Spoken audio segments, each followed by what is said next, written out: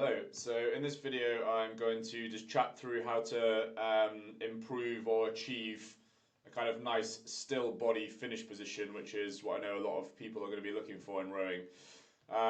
So to begin with, we're starting with a straight arm variation of this skimming drill. So with the drill we're aiming to just keep the blades flat on the water. So it just encourages / forces the crews, the athletes, to push their legs properly through to the finish. So when you take away the connection on the oar handle, it puts more emphasis onto the foot stretcher.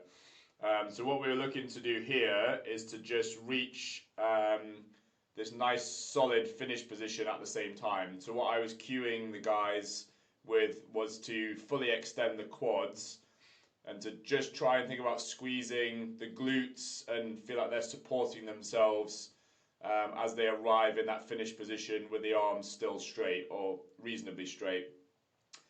It's quite tricky to do because you've got a lot of your momentum from opening the body trying to kind of pull you onto the back of the seat. So it really forces them to control that body weight. So what we then did was progressed that to just some straight arm rowing. So when I'm coaching crews moving from a skimming drill into continuous rowing, the main cue I'm always doing is to just move in exactly the same way, to just keep doing the exact same thing. The only difference now is that we're now putting the blade into the water. So you can see from here, there's still a little bit of a wobble here and there, but ultimately we're just trying to hit that same position at the finish. So again, you can see those similarities. Quads extended, guys are trying to hold themselves up more through those posterior muscles, so lower back and the glutes, and maintaining that connection to the foot stretcher. So again, if we just go back to that video again of the skimming, again you can see that position is exactly the same. So that's what we'd progress to. What you'll find from doing that skimming drill where they're kind of pushing through the drive phase with a little bit more speed and getting that feeling of pushing against the boat is you'll usually find it's just a little bit more dynamic on the drive once you go into that, once you add the blade back in. So we then progressed that or held that same focus here for going into the continuous paddling. So again, that position is always the same that we're looking for. Quads extended, getting the guys to support themselves at the finish. Okay, we might see maybe a little bit more lean back now that we're into that continuous paddling.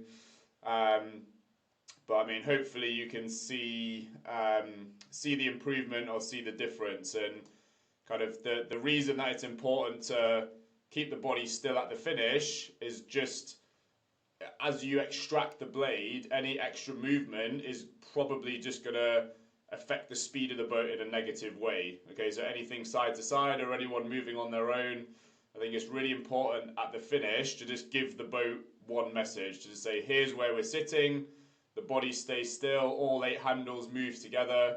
You know, it's a good thing to think about. Imagine all 8 handles are attached together by one singular piece of string, and that string would not be getting any tighter or looser between anyone's handles. They're all just moving together.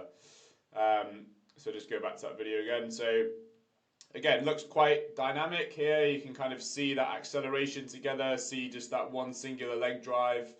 Again, getting the legs down together is part of that, as I just said, giving the boat that one message. I think what was good was that, you know, with the crew when we're doing this focus today, they kind of like really took that on board and, you know, we're enjoying it. I mean, I'm not going to play this with sound on, but there's a lot of positive chat in the crew. I think here they were, okay, maybe rating a little bit higher than they normally would, but going along at about 134, 135 per 500. So, you know, real positive change in the movement and into the rhythm. I think it's good when you're coaching a crew, you know, when you see they really take it on board and start to kind of push it on their own a little bit more. And obviously I don't want them to go and row 20k at 134 because that's going to be a little bit too hard and too fast, but you know, for the session we were doing today, I thought was an excellent outcome.